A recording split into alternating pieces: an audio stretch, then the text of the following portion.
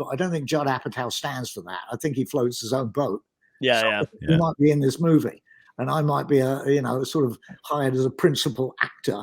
And turns out my name's as big as Albert Brooks and John Lithgow. I'm like, oh, God, you're taking the piss here, Judd. Putting my name up there with not, in minor letter as himself, Brian Parker, Oh so my God. The whole experience was, it was a fabulous bump, for a number of years.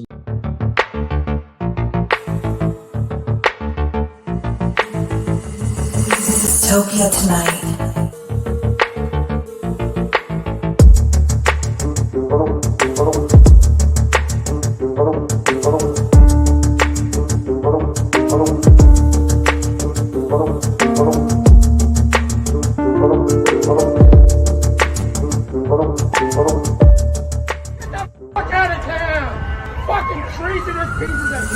Dystopia Tonight. By myself, I really do. There we go. Welcome back. Oh, please. I know. Fingers crossed, everybody. Dude, I don't know. Graham, are you good at the one-on-one when you're just talking to the internet or a screen? Have you mastered that? No. Good. Oh, thank God. I fucking hate every time. We literally, since we started doing this, I think I've only had to do it like a couple times, because anytime it's just me, and I first of all, you have to look at yourself, and it's just I don't like any of this that's going on, So like it's just brutal. I can't do it. Yeah, I don't know where the camera is on these things. That's the problem. I don't know what I'm exactly. looking at. You're always looking in the wrong direction. Yeah. Like, trying to see you're trying to see yourself looking in the wrong direction. It's impossible. Oh my God, yeah. It's impossible. It's that 1 second of lag. Yeah, I mean, I didn't grow up with this kind of technology. You do understand. Absolutely. Well, the other thing too is like, even like, I mean, I'm 37, but like the people that are growing up, like the generation that's coming up behind me, they grew up in front of their phones, so they have no problem making a video and posting it. They have like such a huge edge on that. It's wild. Yeah. It's like they get iPhone 13s in the uterus and they pop right out with them. It's them and their like fetus brother or sister going, we don't talk anymore. That's they're just plugged in. Yeah, the phone it comes with a uterus. It does. Which is, mind you, ladies aren't in control of their uterus right now, so who knows what they're going to get. Apple took over. That's what happened. Yeah, I guess so. Yeah. They're going to need a parent company to come in actually and like just mitigate between the United States and their uterus. That's what's going to have to happen. In certain states in America, you can have the phone come with the uterus, and other ones you can't touch it. It's going to be that long iTunes agreement, but for like, just women. They're like, do I have to read all this to agree to click on it? What the fuck do I have to do? To the rights over your own uterus. Yeah. It's unbelievable, man, that all that shit happened. I mean, it's just crazy. Yeah. Well, I've been sort of throwing back a link to the song Coat Hangers, which I had on the record, 3 Chords Good, the GP and the Rumor reunion album from about 2012 or whenever it was. After, we had a reunion, I wrote a bunch of songs, and one of them was Coat Hangers, and it was basically in response to one of those periods when the Republicans are drumming it up. The problem with everything is abortion. That'll solve all your problems. We got to stop that. Right. And they're just throwing, I always think the liberals or whatever, people who, normal people who think women should have rights over their own body, right, are always totally worried about this is going to go away. I in America, I kind of feel that occasionally that comes up in conversation. One day the Republicans definitely want to stop, Roe versus Wade and kill it. And I always think, no, it's not going to happen. That is out of the question.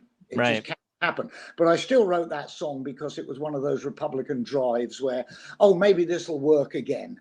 Let's get everyone in a panic about abortions and things.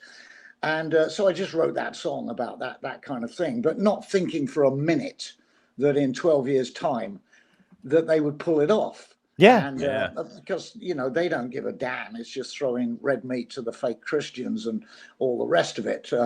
Absolutely, it's just transparent, the whole thing. But when you get the Supreme Court, who seem to be sort of above the law, they're their own I don't understand it as well as Americans do, but they're their own branch of government or something. Yeah.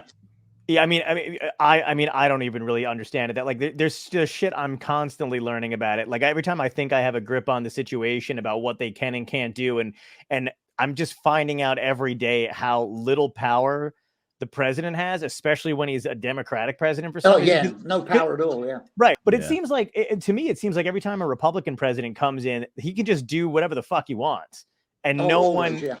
Yeah, and Democrats are like, Yeah, you had 8 years of Obama, and he got one judge in there, didn't he? Wasn't it just one? And Trump gets a brief 4 years and gets 3, and they're just more efficient. They're alpha males, they're way more efficient.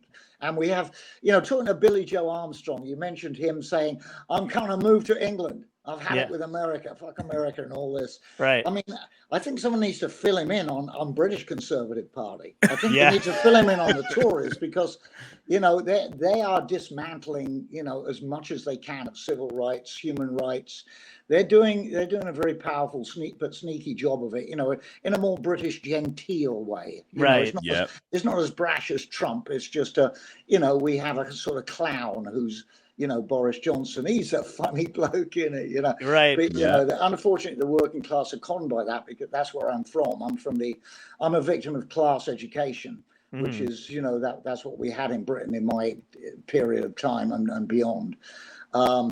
And so, we're kind of impressed with these toffs, doff of the cap, my superior. And it's still going on. I mean, I've watched, people who are relatives of mine who are older than me, or they think Boris Johnson's a lovely fella. I mean, from the word go, when he was mayor, he was lying to them and pretending he got the freedom pass for old people when it was local councils and all that stuff. I mean, it's transparent, but so I'd give Billie Joe a bit of a warning, to just think about. He might want to go somewhere else, like. Well, if he gets sent over, the Tories will send him to Rwanda anyway, because that's where they send. That's where they send people who are escaping their war-torn countries. Right. Yeah. Yeah. I mean, England probably wasn't my first choice either, knowing what's kind of going on over there. I have family over there too, and they're just as frustrated with everything. That especially with the pandemic, because they essentially ignored it even worse, almost worse than we did. Right. Oh yeah. But I kind of want to go to New Zealand, man. I don't know why New Zealand in my head seems like a safe haven. That president that they have she seems amazing. Yeah, I think so too. Good day. How are you guys? Hey, how are you? How are you, man? All right, hanging in there. Yeah, just a little hiatus we took for a few hours. Yep, we had a dummy run last night, but you got some footage out of it. I'm on someone else's laptop now. A dummy run feels personal. I'm not going to lie to you. That feels like a jab. I'm only here with my lappers, with my ancient 12-year-old equipment that's doesn't really like being on the internet. Anyway, yes, all good today. Thank you. Awesome, dude. Congrats on the re-release of the album, Another Gray Area, man. That I'm super excited about that. That's like one of my favorites.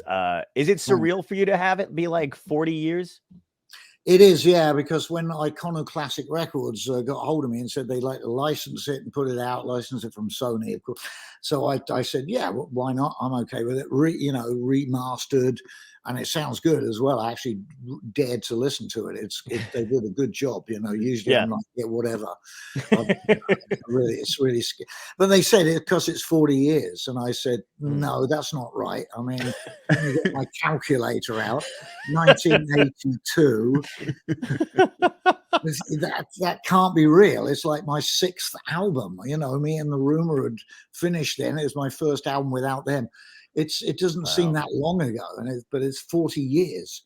Yeah, it's like a sobering thought. But they've done a good job, and people are appreciating it a great deal. It seems. Yeah, they've moved some copies, and then I put out this single that you're showing there, the picture of Humans Are the Mutant Virus, the most deeply offensive song I've ever written, I'm proud to say, encouraging mass suicide of human beings. So it's fun, You know what? I love that song because it's very you. Like you've had such great songs and hits that are kind of speaking the same kind of message. I feel like it's like you Kurt Vonnegut and Carlin kind of have that same disdain for human beings in general. Yeah, that's right. Yeah. Yeah, I don't know whether you read the tweet of God. Do you see? I do, yeah. He's great. I think he said something like evolution can't be real because it's made you. If God made humans, what a dick, I mean, come on, mate, why did you do that? Right. I mean, everything was going well for you, and the same thing, if it's evolution, well, that's just as bad, yeah, we're the troublemakers on the planet, and but it was it's I wrote it for the good of humanity. Okay, yeah. It's enough already. Yeah, there's always a pot. Like, that's the thing. Like, I think, like, if people listen to it just on the surface, they'll like, oh, like, fuck you. You know what I mean? Like, we're not the disease. But like, if you listen to it, there's a pot. Like, you do have a sense of positivity towards it. Oh yeah, I think most of my fans have a sense of humor. Yeah, absolutely. Majority, not all, of course, but right. Most know that I'm being snarky. I'm having a laugh at the same time. I've got a good point. Yeah, humans are the mutant virus. Yeah. How often is? I mean, like, it's weird because with the advent of the internet, everybody gets to have a say no matter what, and they get dubbed fans. You know what I mean? And they're really not. Do you find that when you're on the road though? Still, like, do you still get people to come up to you that just don't get it? Not often. Usually, if I look at an audience and it's a pretty packed house, it can't be all hardcore GP fans. I don't. Right. Some may have heard something. Some people may have come along with someone else, but it's usually if I do go out and say hi to a few people, they're usually really hardcore fan. It's hard to gauge it. Once I did a gig and two people came up to me and said, "We hated that song you did." And I said, "Oh, okay," and they said, "We're conservatives." I said, "Oh, how amusing! Come on." And I do have fans who are, quite strongly conservative. And, I was talking to you earlier about You Can't Be Too Strong. My first abortion song before Coat Hangers. Coat Hangers one is actually totally relevant now, and I put it out 12 years ago. And they put Can't Be Too Strong in a conservative top 50. I won't get fooled again by the Who at number 1. And I thought, well, there's a lack of nuance in their appreciation here, I think. But that's okay. I'll take any chart you put me in, really. But it's if you like it, you like it. But you have to think when you put a song out, it's fair game for anybody to interpret. Yeah. And so that's fair enough, really. Just pay for a ticket and come along. Yeah. Even if I play something that is just way too far off being like Coat Hangers, that got a bit of flack. Some conservative type said on Twitter, that's it for Graham Parker. I've had it with him. What have I been doing with my snarky comments all this year? Just because I spell it out, you finally getting it? Yeah. Oh my God, that's hilarious. I know, it's a song. It's just hot air. That's all it is. Just think of a song as a lot of hot air. Yeah. I just imagine you kind of putting something like that out and then leave it and then just kind of chilling out on a beach, like sipping like, yep. And now Coat Hangers is out there. Enjoy, guys. Well, I told you so. Yeah. How good are you at? I mean, like, so you put an album out, you put a record out, and then you're going to move on to the next thing. Are you good at leaving stuff behind? Do you find yourself going back to go, you know what? I can make that a little better. I could tweak it. I could add a lyric here and there. Well, what's done is done. And, I mean, I don't have a great temptation. When you do it live, you're reinventing it. It's always fresh. It's like it could be a new song and it could be from 1976. Right. To me, that is especially solo where I do, I'm free to sort of get a different groove going. That's, that I think, that's got picked up on something here. That's adding something. It's always good. But as far as albums are concerned, when I've done one, I'm okay with it for about 6 months, and then I think, no. And it's like that's kind of spurs me to actually, get writing. It's like you got some ideas, stop lazing around, try and do something about it, and start the process. Yeah. Because if I listen to a song from an album that was made 6 months again, it sounded great listening to it you know, just after it was out, it still sounded great. I'm enthusiastic. I know I've done a good job because that's what I do. I always put everything into making the best I can. I don't do fillers. People might say that about a few songs. I don't consider them that at all. Right. You know, I'm doing the best with everything. And so if I listen to it back like 4 months later, it's like, oh my God, it sounds very stiff. It's all sort of hewn into living rock, as it were. It's a recording, and it doesn't go anywhere else now. Right. So I can't wait to replace it with something that sounds fresh to me, if it's only for me. You know, Gotcha. the recording sounds like it's just happening, as opposed to being locked in the past. Yeah. So it's as I said with Another Grey Area, the reissue. I thought, oh, I doubt if I'll listen to it. You know, and then I did. I sort of forced myself, and I think the remastering, I'm not very keen on it. A lot of the times I think, no, the drums shouldn't have been so bright and shiny as that. No, they're supposed to be dull. They're supposed to be, it was right. We recorded it on tape. It's supposed to be a bit foggy, and now it's all made crystal clear. And I hear that with other artists. For example, I've suddenly felt like hearing like a Rolling Stone, okay? Oh, yeah. And I saw it was online and it was remastered. I'll just load it on iTunes and listen. And it was like, damn, you can hear the drums. Yeah. You couldn't hear the drums on the original. At least if you were listening on a bad stereo or on the radio, they sound like they're recording in another studio, possibly in another state. You know, they're really, but they're as powerful as they should be. For some reason, it's like all the stuff is at the top end of it. It's like a big triangle going down to the drums. Right. And the remastering made the drums kind of a part of it, and everything was too clear, too strong and powerful, which detracted from the power to me. So I'm leery about remastering. I mean, when people say they're going to do it for a reissue, I say, okay, whatever. Yeah. But this one, Another Grey Area, it actually sounded rawer, much less slick than it did, because at that point in time, I wanted the slickest sound possible so I could be the opposite of Graham Parker and the Rumour, because that was my first album without them. And so, Jack Douglas had done that record, Double Fantasy, the Lennon one, which I heard a lot of tracks. And I thought, that is as slick as it comes. That's really different. It's not, there's no loose ends here. It's really and shiny and bright, but it's not overdone, because the 80s hadn't quite completely kicked in then. It was more like mid 80s when the drum sounds got massive and ruined everything, really. So, I went for that, and this remastering, I don't know, somehow to me it makes it sound rawer. So they did a good job. I forget the guy's name. Have a look on the credits of it. Whoever buys it, it's a good job.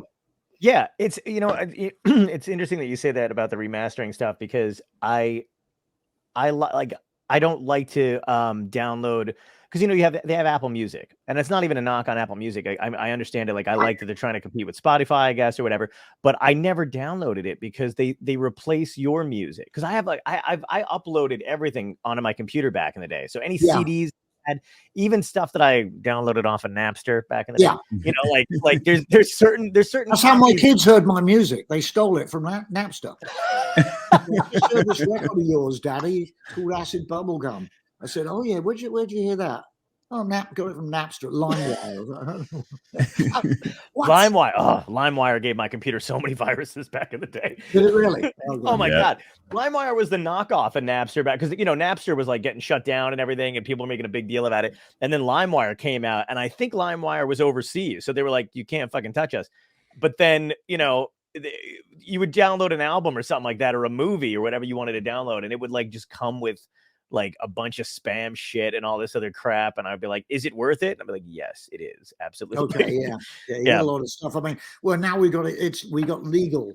We got the same thing, but it's legal. It's called Spotify, Yeah, exactly. Yeah. And you guys don't get paid anything for it, which is record companies cut the deals, but not for the artists, for themselves. Yeah, and comedians made a big deal about it, and we said something about it, and then Spotify was like, "Oh, okay," and then they took all our shit off of Spotify. Yeah. So that was like a really hard time. So okay, you're not on. Yeah, it's crazy. But like, so they replace all the music. I get like, there's a song, there's a song I have, Hang On Sloopy, and I know that like Yeah. The version I have, for whatever reason, has a line in it that's not played on the radio and it's Oh, yeah? not on the album. And I love it. And I don't want to, but I know if I add it to Apple Music, they're just going to replace it with the remastered version they have, and I'll lose that song. Yeah. Well, I got a single at that somewhere. The original single. I think it was on, maybe it was on Immediate Records in Britain. I'm not sure now. Hang on, Sloopy. Yeah, what a single. Yeah, it's a great and it's a great song. And I used to, I researched, the line, because I was like, what is this? Why isn't it on the radio or whatever? And he had one different version with an extra line in it. Like, it's like Sloopy wears the red dress. Like, he talks about a red dress in it, and it's just an extra line, and it's not anywhere else. And I'm like, I want that version of it. And Apple's like, no, you want ours. And I'm like, no, I don't. No choice. What do you think about because we were talking about the 80s earlier, you were saying, like, what do you think about the kind of resurgence all 80s shit has had? Do you like that? Do you feel, because I know, like, I don't know, I was born in 84, so I didn't technically like live through it, but I love the 80s. And I don't know if that's just I like everything coming back. Like, Yeah, I'm okay with it. I mean, there's good stuff in every era, know, and as as years go on, you kind of soften a bit to the fact that the drum sounds like every snare beat sounds like a ton of glass dropping off of a high building. It's it worked for some things. I mean, it was the least rock and roll period ever. I think. It was something else. Yeah. But I know I was in living in Manhattan, between there and London, so much of the time in Manhattan, and it was a blast. Really, the actual period was a blast. It was hopeful. And there was money. There was a lot of money, especially in music. I mean, I had a great time. Yeah. And at that point, I'd been usurped by a lot more modern music. I mean, I should have been dead in the water, but I was thriving, at least in America. It was right. The record companies kept throwing more money at me. I was still doing tours, substantial, and records were still selling to enough degree that it was, So I had it. It's just. It wasn't the 60s or 70s, and that, which is where I was, born in 1950. Sure. So that's the treasure for me. The 60s with all those amazing bands, the beat groups, and then finding out where it came from: Tamla Motown, blues, soul. Right. So obviously my reference is that period, because that is the most powerful period often of your musical life, when as a listener. Yeah. You hear something and it just blows your mind. It changes everything, your perception on things. Right. So it's important that you were, if you were young in the 80s, if you were 14 or 15, it was probably just the same. Yeah. Me in the 60s. Yeah, absolutely. And plus all the, like, I've been watching those documentaries on like Laurel Canyon and stuff like that from like the 60s and 70s and stuff. And it's just, it seems like a time that you can't touch it. You know what I mean? Like, there's so much came out of it, so many singer-songwriters and stuff. It's crazy how influenced, how we all are by still that today. Was that the documentary with Jacob Dylan as the MC? Yeah, I saw that. I was just recently on stage with him and the Wallflowers. Oh, God, that's awesome. They were playing at Bethel Woods, which is the original Woodstock site. Wow. The tour manager was doing their sound, and Jacob, I think, had come to a gig of mine years ago, and so I went there and got roped into playing "I Fought the Law" with them. Nice, man. What a band. Yeah, fantastic. That was a good documentary as well. I told my son, you should watch this bit of history, Yeah, absolutely. It was great. And I really liked the people that he chose to interview too, because I felt like, it was nice to see that mix of everybody in there and kind of like how they were influenced by that generation of music and stuff. When you were younger, were you always musically inclined? Is that what you wanted to do from the very beginning? Well, I wasn't, I don't know about wanted to do it, but I get, when the Beatles and the Stones came, I was like 12 years old, going on, before I was even 13, and it made everyone pick up an instrument because it wasn't, these people I didn't really get, like Elvis Presley and Buddy Holly. To me, it was like, these guys, they're older than me, but they seem like they're mates. They seem like guys, Mick Jagger's from, Twickenham or something. It's just up the road, these are people, and there are people. This is our music. And that's how it struck us. So it encouraged me to, get a bunch of guys together and make a dress-up band. We couldn't play. We ignored that part of the equation. that sounds like hard. That looks like hard work. You play the guitar. God, it hurts pressing the strings down. So we would look. We would actually just we wore, you know, we had the Beatle haircuts and the black rockers with a polo shirt, and we actually played to little kids in a garage. Wow!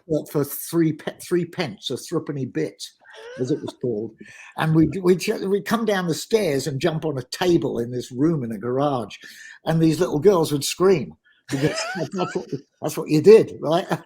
And we just make a racket. We couldn't play a chord. And that it was the Beatles, the Stones, and all the rest that came with it. So I guess, you know, a lot of generations have their own version of it, and that was ours at the time. But you know, it took me until I was 24 to get a record deal. I mean, I left home at 18 because that's what I thought you're supposed to do. You know, right? I mean, if you're an adventurous kid like I was, and you know, wanted to know what was away from the suburbs of England, and you know, so I did a lot of that, and then I you know, hitchhiking and train and stuff, and on the way to Morocco, I did that trip, the Marrakesh Express kind of thing, when I was like, wow.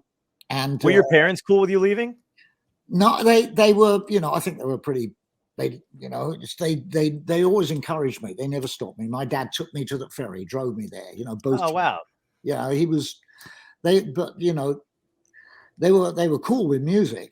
I mean, when I finally got a record deal, they couldn't believe it, and they saw me on the television. Wow. And I'd have a limo to pick them up and take them to a gig with 2,000 people packed in. They were just like, they couldn't believe this was happening. That's awesome. And you know, one of my cousins said, well, I knew it would. I knew he had it. But I mean, I didn't show it for many years. I was just like reluctant to learn. It wasn't until I left home and then got turned on to the hippie thing. Basically, I was a freak, you know, what we called a freak or a head in Britain. We didn't call ourselves hippies. It's the same deal. And you know, I thought James Taylor, there was the psychedelic music, the heavy, you know, what you wanted to listen to and stare at the ceiling and watch the witches flying over and stuff.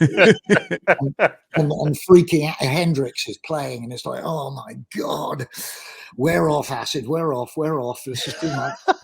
It was fabulous. But on the other hand, there were Joni Mitchell, there was James Taylor, and Neil, you know, whatever. There was J.D. Souther, you know, and Jackson Brown came. It's just, and I started to think, well, that is, you know, get a guitar. And I got a guitar. I was like 18, going on 19, and started finger picking and stuff. Wow. And it was those kind of guys, songwriters like that, you know, who really sort of got me kicked off into doing it seriously and realizing you have to actually put the pedal to the metal and learn how to play here. And you know, really get into this. And I did. And that's when I really started to write songs. By the time I was about 22, I was starting to get in gear, you know. So, I mean, it takes a lot of things, a lot of steps. Some people are playing when, you know, they're playing clubs when they're 15, 17 and stuff. That wasn't me. I wasn't doing any of that at all. Wow. You know, I just somehow thought in the back of my mind, it'll come good for me. But it wasn't until I thought, this is going to take work. Then it might come good for me. Give it a go. You know, that was basically it. I was a lazy fucker, basically. When you were a kid, when you were a child, did you have dreams or aspirations of being anything else? I think the first thing I want to be was like David Attenborough. I mean, that was the real passion, you know, to go and collect animals from exotic locales for zoos. Yeah. You know? Oh man, there's something on those lines, you know. I can see you doing that.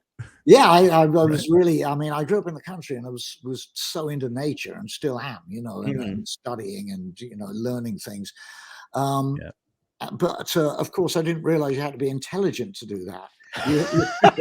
I mean, I was a victim of class system education. It's not the credentials that you need to be David Attenborough. You know, I didn't really get that at the time. On the flip side, though, you could still narrate like a Nat Geo thing because, and I'm not knocking him, but Morgan Freeman does that narration stuff for like I'd love to.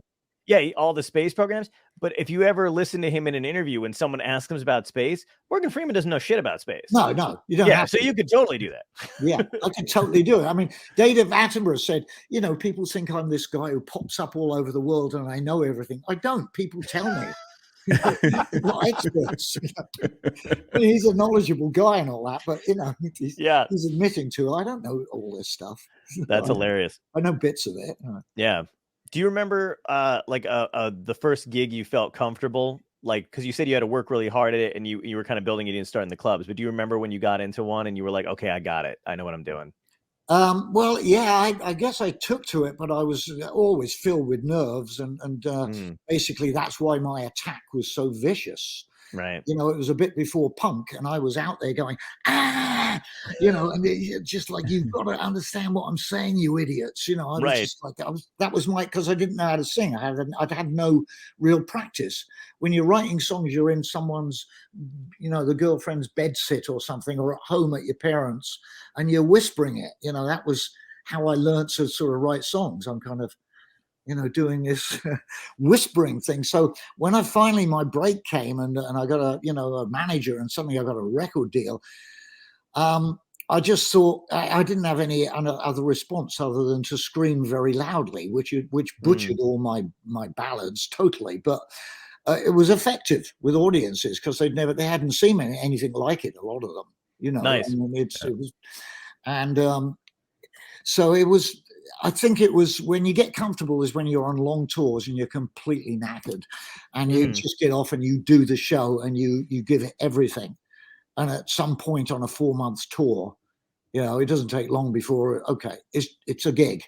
Yeah, this is what I do, and I'm rabble rousing around the stage and stuff. That thing going, and that's when I'm realizing you control the audience. They want to like it. Right. They have a good time, so take hold of them. Yeah, that was something that I tell people that today, like comedians that are starting out, I tell them the same thing, because when I was younger, it was something I didn't understand either. I did not understand that the audience was secretly rooting for you and they didn't want you to fail. I always felt like it was like a me versus them thing in the very beginning. And then as soon as I realized that, I was like, oh, like it's fine. We're on the same team. Yeah, it's difficult sometimes on a multi-act bill for music, because you're going to be different by definition than the next person to some extent, and they may not like them, but they don't know who you are particularly. Right. But essentially, they do want to enjoy themselves. So do your best. That's it. Absolutely. Yeah. And I never feel walking onto a stage is like. It's like walking onto another planet. I always feel the same. As I can't do this. What am I doing here? I'm an imposter. I'm pretending. I'm not good enough. I'm not worthy. The guitar, it feels like an elephant in my hand. And I have to relax and think of the song first off, not the audience. Mm-hmm. Think of the song. Make sure you're not blowing your voice, because it won't be a good show. Just relax. And if there's something you need doing from a sound man, get that done. Mm-hmm. In the first, just after the first song, or the second or third, by that time you say, I need a bit more vocal here, and some things, and then sink into it. But and at some point, after the first song, if I'm lucky and it all sounds good and feels good, and I haven't tripped ass over tit over the cable coming out of my guitar, right, which is always a threat, because I'm very, I'm not that organized. I mean, if I was better organized, it's like, where do I put the cable tonight? It's like, are you just born? I don't know. I think so. Have I ever done this before? It's like totally new to me. Right. It's a weird thing, but if I can control my act, then I can work with the audience and bring them along. Yeah, that's, I know. That's an important thing for me now. I know what you mean. And the imposter syndrome thing is like, it hits everybody. And I think it's universal, isn't it? Yeah, it is. And that's another thing that I find. We were talking backstage earlier about things that comfort us that probably shouldn't. And that is one of the things, the fact that everybody deals with it makes me feel more comfortable about it. Because when you think you're alone and you're the only one who's feeling like you shouldn't be doing, you shouldn't be up there talking to 200 people. Yeah. Then you're like, fuck, maybe I shouldn't be talking to 200 people. And then when you find out people who've been doing it forever, like it never goes away. Oh yeah. Like it's scary, but it's comforting. Yeah, it comes with the territory to a great extent. I mean, if it's someone who is so full of themselves, they think they're so damn good, then they're not going to care as much. I mean, I care about it. So I have a responsibility. I have a responsibility to practice. I did meet one singer-songwriter once who was quite popular, and he was doing solo, and he said, well, I can't rehearse for this. And I'm thinking, let's see how this show is. Right. And he walks on and decides to do a Beatles song that he doesn't know and stops halfway through. It's like, okay. Then his guitar starts going terribly wrong. And I think, and it's like, man, rehearse, Yep. get your shit together, rehearse, know what your set is, come on. Yeah, absolutely. Yeah. It's one of those things that you cannot, like, I know people who do the same shit in stand up too, where they're like, I'm just going to wing it. I'm just going to go see whatever happens. And like, you're like, oh my God, like that's like, you should at least think of something first. You know? I think in the framework of professionalism, you do wing it a lot because you've got solid ground. And right. You can flip off of it and you can make something of it. But you got to bring the audience with you by being good in the first place. I think. Absolutely. Wow. That's a really great way to put it. That's exactly how I feel about it. Yeah. Because there's too many people that start out new and they think, because you know what, when they're new, they think that's exactly what you're doing anyway. They don't understand the work and shit that goes behind it. Yeah. When it's a job. When you're writing, because like I know like your lyrics have meaning and there's a lot of nuance and stuff to it. Do you write lyrically first and then add the instrumentals, or do you kind of do it side by side? I might get lyrical ideas, a line, and write it down. But unless I've got the guitar, it's a functional thing for me, the guitar and the voice. Okay. They do come together. Although these days I can write like a verse and think maybe that'll work. And sometimes it almost does. But there's, basically the real meat and potatoes of the song is, for me, is just, basically gutting it out with a guitar and thumping it around and trying to find an angle for the melody to drop into that, as opposed to the obvious one that comes with the chords. Right. Some songs start with the second chord instead of the first one, instead of the key it's in, stuff like that. Okay. I found out when I was doing the Judd Apatow film that Happy Birthday does that. Yeah. It's really? Happy birthday to you, and now I'm in the key that the song is in. And so it's often that is often the most inspiring way of getting a song, the melody to work with the chords, that you don't start from the obvious place. Yeah. And then you also do a bridge or something that may not be totally obvious, but on first listen it may be to people, and then it may be like, no, it's not, so it's a whole mix of things. I can't, can never clarify it into one thing. Right. It's not something I learned in college. It's not it's a process, but it's not a process that abides by complete rules. Right. No, I totally understand. Yeah, it's, and it's also 10% inspiration, 90% perspiration as well. It's work. it's work. And these days, I'm not doing an album a year, or even like the first year of my career, 2 albums. It's, I've got 3 to 5 years, and I'm really honing every song a lot more. And I kind of enjoy this, a different kind of form. But it's still the same thing. An inspirational thing is, okay, whoa, that just took off right there. Right. There it is. That's the song. Now it's my duty to protect it and do the very best I can to get the band to know the song pretty much as good as they can. So in the studio, the job gets done, and like you're playing live and naturally. Sorry about that. Someone. Right. No, it's it's a bank. I'm actually in a bank borrowing a laptop. Nice. Look around. It's got an avocado tree at the back of it. It's an upscale bank. You just ran out of pens. That's all. You're just collecting some bank pens from Capital. Yeah, I do. I get a handful of those. I walk out going, it's another load. I was just gonna grab. I have like a whole thing on my desk right now. That's fucking great. How did the Judd Apatow thing come about, man? Was that like, because did you want to do any acting? Like, was that your? Every pop singer wants to be an actor, which is a bad idea. Every actor wants to be a pop singer. That's even worse. Right. So it's always there, because when I watch movies, I think these people are the shit, not this music lark. It's nonsense. This is. But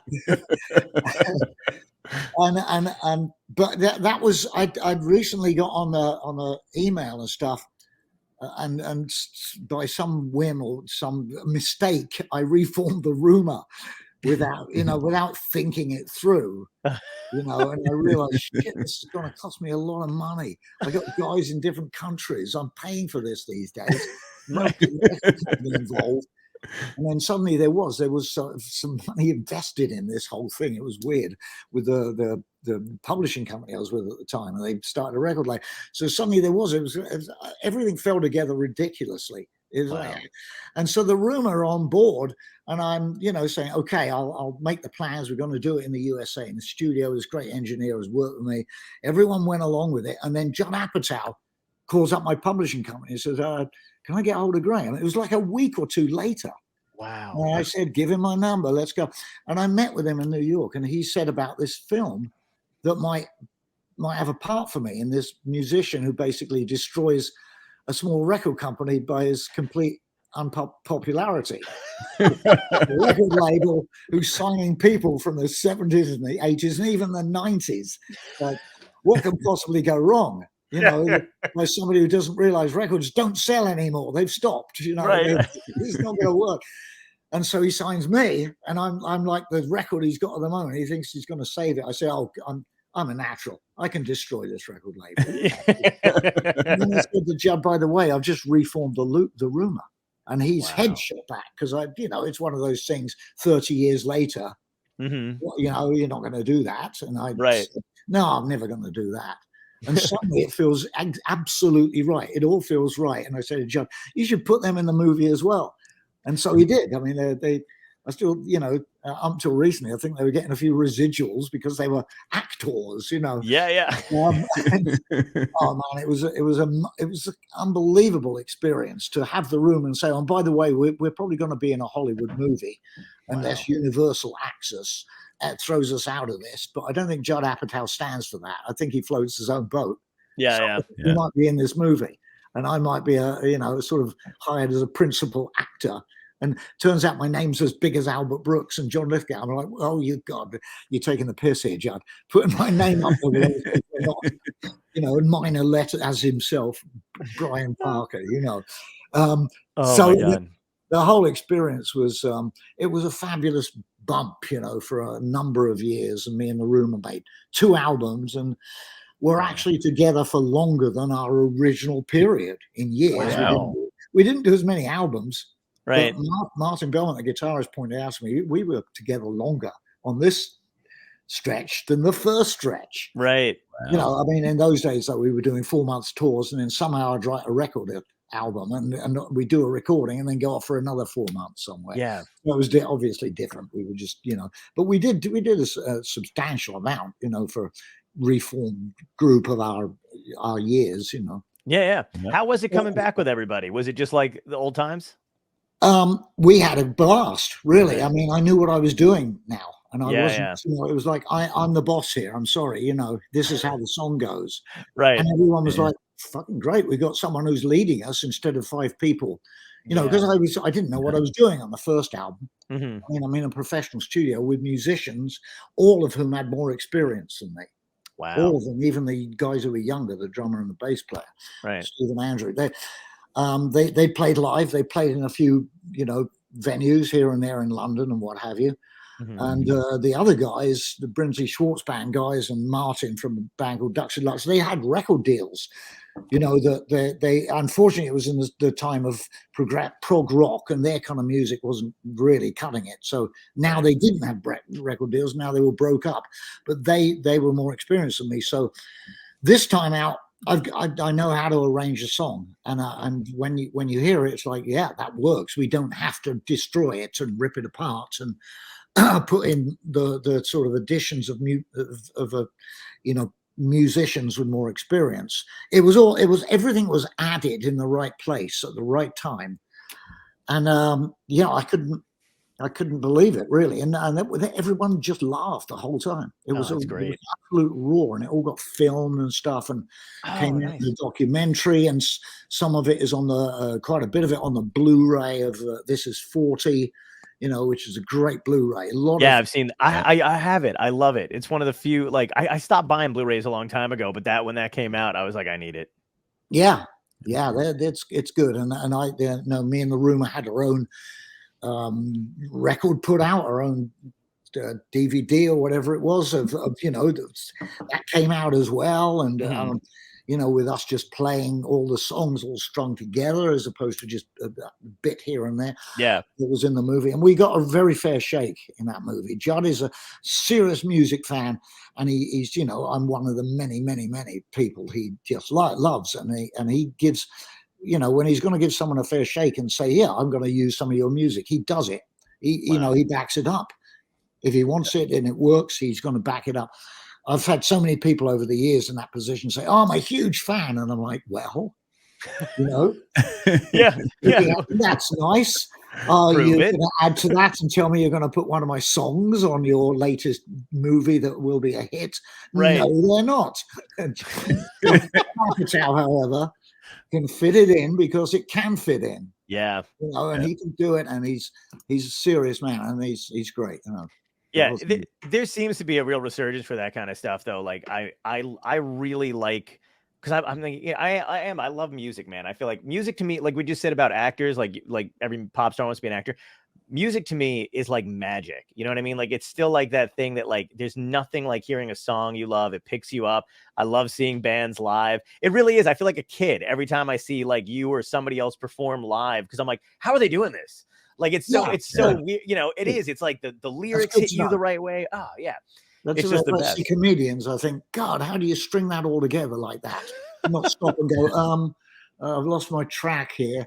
Well, what was the punchline? I mean, it's all work. It's all an art. But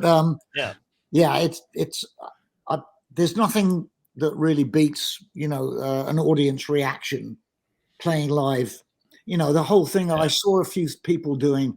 My agent in the UK said, I've got this thing going where we're putting bands on with no audience. The pandemic was in full swing. Yeah. And you could do it. They're selling a lot of T-shirts. And I thought, well, here, take a look at the link. And I looked and I thought, oh, man, I don't think I'm going to do that. Because they're a band and they're talking to, sorry, there's no audience here. But, hey, here we are and playing to an empty room. Yeah. I suppose it was okay for that period, definitely. But if you get this audience reaction, if they know their stuff, if they know what you're doing, or even if they don't, and they suddenly think this is good and they get into it, that reaction just is that kind of makes it. Absolutely. About it. So there was something kind of dead inside about doing that. I mean, we, like you said, it was necessary for the time, but anytime you had to go on a Zoom thing to perform or do something, you were like, oh, this is fucking eating my soul. Yeah, now and again it was okay, but as the new form of doing things, I don't think it will quite replace the volume of people. How did you use that time during during lockdown and stuff like that? Were you going crazy, or were you kind of using it creatively? I was just getting high, that's it. What are you? No, that's not right. I was exercising. I was in London when it shut down. I'd been on a holiday in Mexico, and it was coming, and I was on my way back, and boom, it hits. And it was the sunniest spring on record in England. You could walk anywhere, so I was fine. I'd go out and exercise. I'd meet up with mates outside the local pub, which was closed. We'd bring our own beer. So that was illegal, but at least we were sitting there openly. We weren't like Boris Johnson hiding it in his digs. I know, fucking ridiculous. We were at least openly hypocritical. Right. There were no police around anyway. The streets are there's nothing. There's in the sun, and we were sitting outside the back of a pub in the sun with the street in full view, and nobody. But you could walk everywhere, and all the local shops were open, small shops. The corner stores, like the Indian Pakistani stores, which are vital in London, those guys know how to do business. Right. They realized they were going to get closed down unless they were legitimately selling food. So you watched it at the very beginning of lockdown. There's all these guys feverishly building things outside these shops, and suddenly they're full of fruit and vegetables, and the shop's open. Yep. And we're talking about the most narrow shops. You're going to get COVID. Nobody could buy a mask. You couldn't get tested. The National Health Service said, don't call us unless you think you're about to die, basically, de facto. And because they were swamped, of course they were. Right. But largely I got away with it, and I still got on a plane in June and came to America.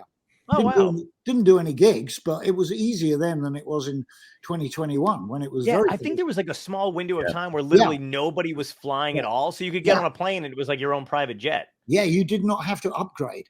Right. Just whoever you are, go into the lowest form of economy. You're okay. You know, you're The pilot separated. was like, if you want, you can be co-pilot. There's nobody come else on here. just wear a mask, you know. Like, all right, Yeah, no, so I did manage to get over in 2020, which was great. Nice. It was just, but I could see, you know, this could go on a bit here. You know, Yeah. this is not going to be good because it wasn't going away, and you know, the human reaction is, oh, a few weeks we'll clear this up. You know, it's a blip in the radar, but it didn't seem that way with this particular virus. We were warned. We were warned. This one was a pig. You know, Absolutely. Yeah. there's been other SARS, loads of SARS type viruses from bats. It's the same thing, but this one really had its game together. It really had. Oh yeah. Yeah.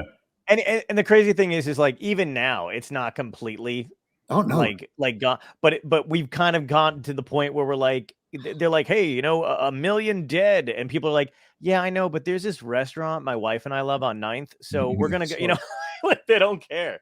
And the vaccinations are truly protecting a lot of people. You know, Yeah. I mean, it can still go either way, I think. But Totally. for the large part, you know, I'm hearing that people are getting over it. They don't feel as though they have to be admitted to hospital, right? You know, like the earlier rounds of it. You know, it's the strain has changed a bit, but I think, you know, that's the thing. Vaccination. You know. Yeah. I mean, I got it a couple months ago, Omicron, and I was down for like a few days. But also, you don't have to go to the hospital when you get it. But I did because I'm a hypochondriac, and I was like, I'm definitely having a heart attack. And they were like, you're too young to have a heart attack.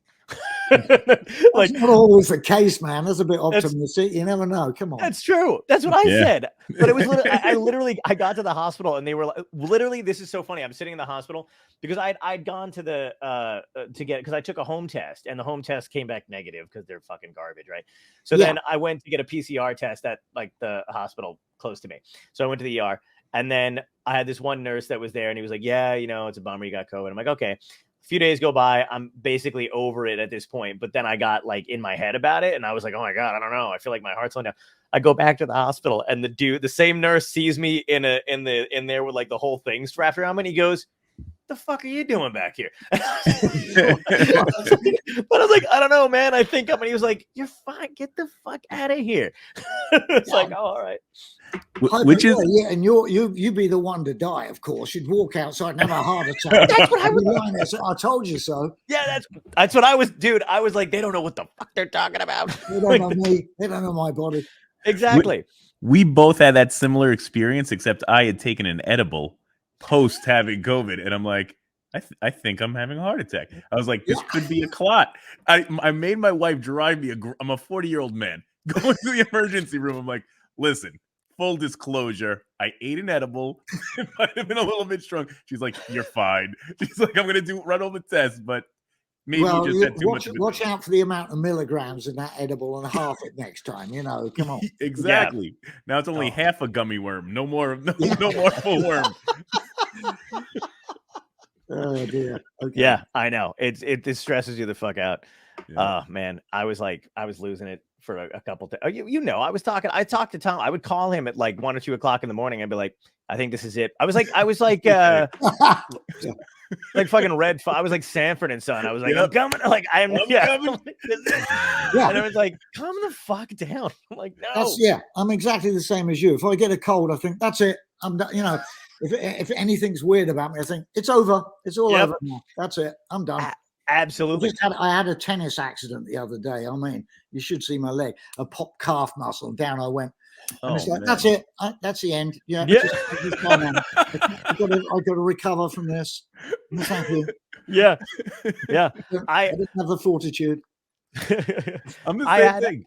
I tore my rotator cuff, and I literally thought because I was at, you know, I'm still going to the gym, I'm doing all this shit, and then finally like something happened where I literally couldn't do this, like it was all, and for like a month I was like, they're gonna have to operate. I'm a righty. Not gonna be able to do anything with my right hand anymore. And like literally the guy at the gym was like, it'll just put some, you'll be fine. Like, I think you're gonna be fine. And I was like, well, I'm gonna be winter soldiering it with a metal arm. I'm gonna have to, yes, that's what you'd be like. Yeah. Those are my kind of visions. Oh my God, I've got to have a prosthetic. I don't know, kill me.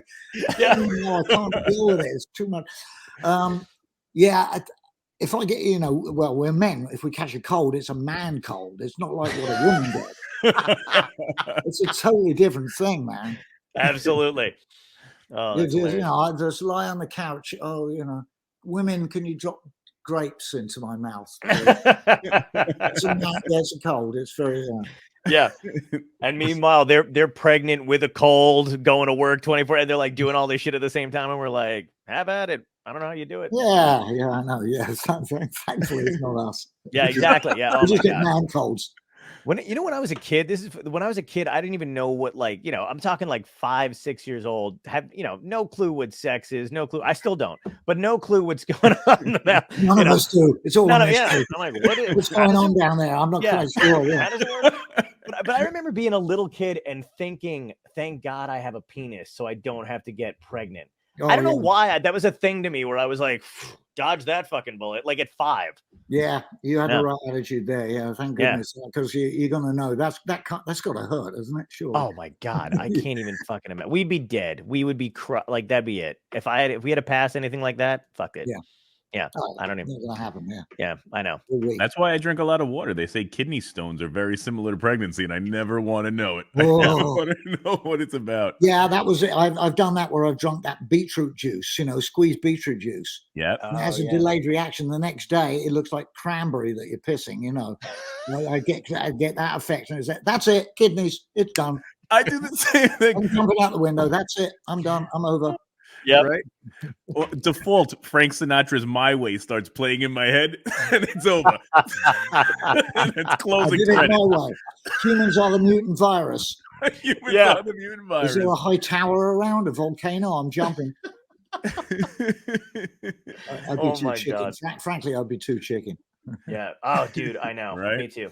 That's it. I think that's the only thing. I think procrastination and being too afraid is the two things that have kept me alive. It's like even if I wanted to think about killing myself, I'm like, you know what? It's already 10 p.m. I'm just gonna call it a night.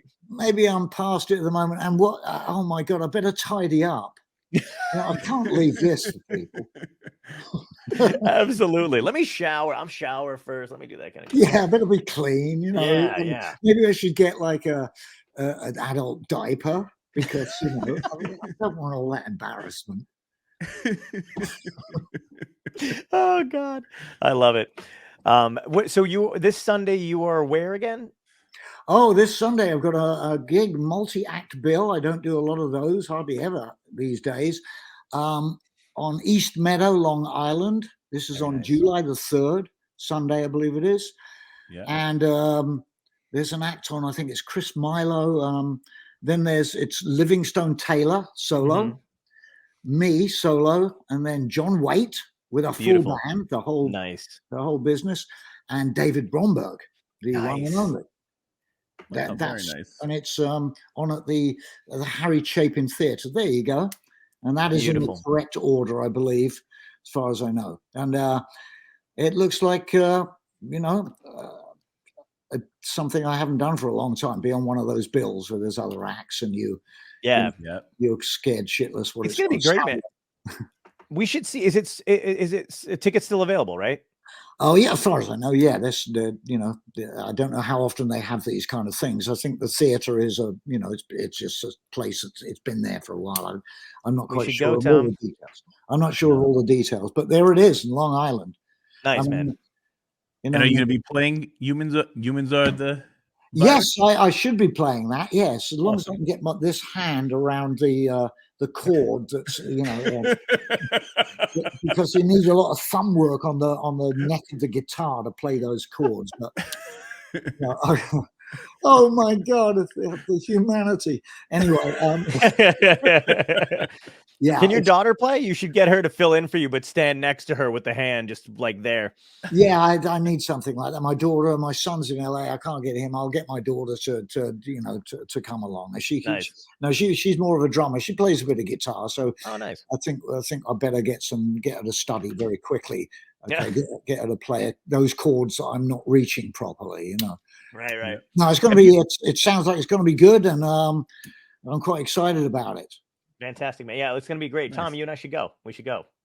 I agree. All right, me and you're going to start working this out. Some of this. Yeah, let's do it. Let me know. Maybe I can hook you guys up. Oh, great, man. That'd be wonderful. lovely. Yeah, Awesome. Let me know if you want to do that. We'll do. I don't I'm know gonna what the situation is, but I've got a tour manager working with me. He can hook people up. Oh, fantastic. Yeah, absolutely, man. I'll shoot you a text. And I'm gonna ask you the 3 questions that we ask every guest on the show. You ready? Yeah. Here we go. First question is, if you can go back in time and talk to your younger self at any age, what piece of advice would you give yourself that would help you today? Floss. Oh, all right. Excellent advice. If you don't floss, you will lose your teeth. Shit. All right. Great That's advice. it. Yeah, love it. That's it's important. I've got a lot of expensive American dentistry in here, man. That backs me up. True. Yeah. All What right. else? I don't know anything. Everything else is more important than that, probably. So I'll stick with that one. Floss If is you great. don't floss, you'll lose your teeth. I like it. We've never had a good dental message on the show yet, so I appreciate No, that. it's time. It's time, man. Thank you. Second question is, what had to end in your life, good or bad, that led you to where you are today? Say that again. What was the beginning of that? What had to end in your life, good or bad, that led you to where you are today? Oh, what had to end before, Yeah. good or bad, Yep. before that got me? Holy smoke. That's amazing. I don't know. What had to end? God. Could you have prepared me with that question? I know the answer. It's funny that you say that, because sometimes, I mean, we get that reaction a lot. Sometimes I feel like I should let the guests know ahead of time, but sometimes stuff pops up. I don't know what I should do. Probably, you know what? Laziness is one of them. Okay. Nice. If somebody said to me, what kind of people don't you like? I'd say dawdlers. Yeah. I mean, procrastinating. It's not that I don't like them. It's just one of No, those I know. things. I see this procrastination going on, and a lack of will to be inspired by something. Yes. A lack of will to follow through. So that's what I did that made me get to who I am and what I do. And it was like put the grunt work in. Yeah. I 100% agree, man. It's frustrating too, because I'm the same way, where I've kind of gotten over it a little bit, but I still tend to do it. And then sometimes I just have to snap myself out of it and go, just fucking do the project. It's going to be good. If you just sit down and you focus, you're going to enjoy it, because there's all this other excess shit in your brain that tells you it's not going to work. It's not going to be great. People are going to hate it, whatever it is. And you're like, no. Like, just do it and it'll turn out okay. Yeah. And, now that's wearing off, of course. I just want to laser on now. I mean, we have, there's books. So there's Kindle. I got a Kindle. I've got Netflix. Phones. There's phones. Like, I mean, so it's all wearing off. But I would say that was the step. Nice. I mean, you need energy for that. I think I've got hyperactivity and probably always have. Same. I mean, if I was a kid now, I'd be on Adderall or whatever it is that stops. Same. Then we called it being a kid. Yeah. It's like some kids are bonkers. Graham happens to be one of them. You can't sit still. Like a nutcase. Yep. But, all my report cards said that. John's a good student, blah, blah, but he won't shut up. He won't stop moving. He won't stop talking to the girls. He won't stop, and I'm just like, every report card when I was a kid, and people were like, whatever. Yeah, now it's like, well, what drugs can they be on? What therapies can they see? I know, probably fair enough, whatever, but there's degrees of this. I'm talking from my point of view, but it was a bit of hyperactivity that got me to do things, I think. Absolutely. Yeah. It sort of came through a bit back from being being a kid to when I was in my early 20s. It was like, take the inspiration and let it move you. And then you're jumping out of your skin, but you're doing something about it. Absolutely. Yeah. You just need to be aimed in the right direction most of the time. Third question ties in with the show. It's completely goofy. So you could say, do whatever you want. If this was a genuine dystopia more than it is now, if there was aliens or zombies, comet heading toward the Earth, whatever your choice is, but it's everybody's last day, how would you like to go out?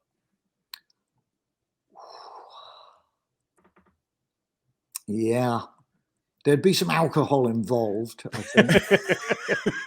There might be other things involved, but to a moderate degree, because you want to be, you know, able to feel this thing. You want to, you know, love it. Yeah, come on, feel this thing. You know, this is a once in a lifetime, even if it's the end.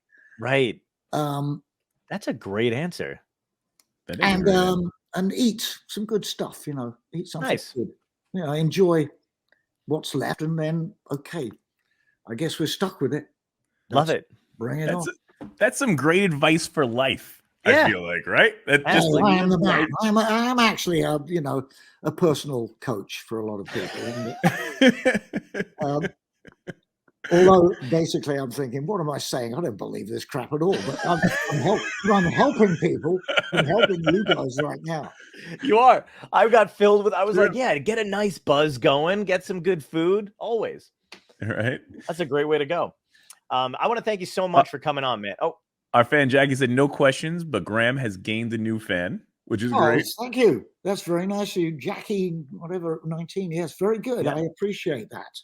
Yeah. Well, you know, I've you know, I'm a fan of these guys right here, and you know, this is a good show. You do a good job, and it's a laugh. That's, you know, always with a bit of humor, Grasshopper, as I like to say. Very nice, man. Thanks so much, dude. Thank you so much for coming on and spending time with us. I really appreciate it. All right. It was such a pleasure. Fantastic. Thanks for having me. And we'll see you Sunday.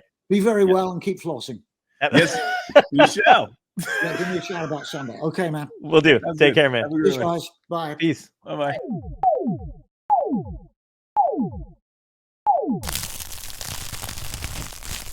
Dystopia Tonight.